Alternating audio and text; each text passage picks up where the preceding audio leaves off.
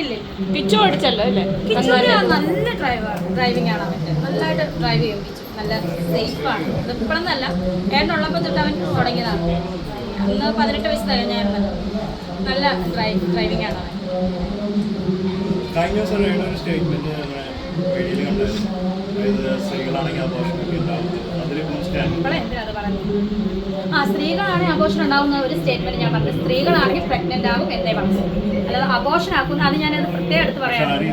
അതേ രീതി പറഞ്ഞിട്ട് ഞാൻ എന്ത് പറഞ്ഞാൽ ആ രീതിയിലാണോ എടുക്കുന്നത്. സ്ത്രീകളാണെങ്കിൽ ആഘോഷമാക്കുന്ന ഒരു സ്റ്റേറ്റ്മെന്റ് ഞാൻ പറഞ്ഞിട്ടില്ല. സ്ത്രീകളാണോ ഒരു പെണ്ണാണ് അമ്മയാവും അല്ലേ? പ്രഗ്നന്റ് ആവും അമ്മയാവും. ഇത്ര വലിയ സംഭവം ഒന്നും അല്ലെന്ന് ഞാൻ പറഞ്ഞു. വളച്ചൊടിച്ചിട്ട് അവരുടെ റീച്ച് കൂട്ടട്ടെ. എനിക്കെന്താ, എന്നെ സംബന്ധിച്ച് അതൊന്നും ഇതല്ല. ഇതിന്റെ അപ്പുറം ചാടി കിടന്നവളാണ് ഈ KK ജോസഫ്. അതുകൊണ്ട് ഇതല്ല, ഇതൊക്കെ മേലെ തലയെ വന്ന് വീണാൽ പോലും ഞാൻ ഇങ്ങനെ നിൽക്കുന്നു. കാരണം എന്നെ അറിയാവുന്ന കുറച്ച് വിരലിലെണ്ണാവുന്ന കുറച്ച് പേര് എന്നെ ആത്മാർത്ഥമായിട്ട് സ്നേഹിക്കുന്നവരുണ്ട്.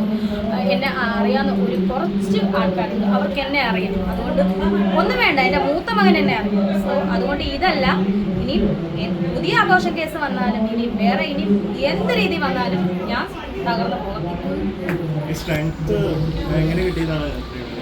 നമ്മുടെ അനുഭവം തന്നെയാണ് നമ്മളെ ഇങ്ങനെ സ്ട്രെങ്ത് ആക്കിയത്.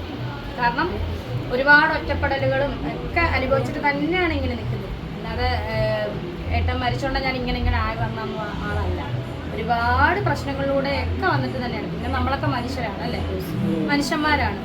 നമുക്ക് ഇപ്പം നിങ്ങളെ പോലെ എല്ലാവരെ പോലെയുള്ള ഫീലിങ്സും കാര്യങ്ങളൊക്കെ ഉള്ളൊരു വ്യക്തിയാണ് ഞാൻ. മനസ്സിലായോ? ഞാൻ പ്ലാസ്റ്റിക് കൊണ്ട് ഉണ്ടാക്കിയ ഒരാളല്ല ഞാൻ. എനിക്കും തലയിൽ ഫീലിങ്സ് ഉണ്ട് അല്ലേ? സങ്കടമുണ്ട്, സന്തോഷമുണ്ട്, എല്ലാത്തരം ഫീലിങ്സുള്ള ഒരു മനുഷ്യജന്മമാണ് ഞാൻ. ഇത്രയും ചിന്തിച്ചാൽ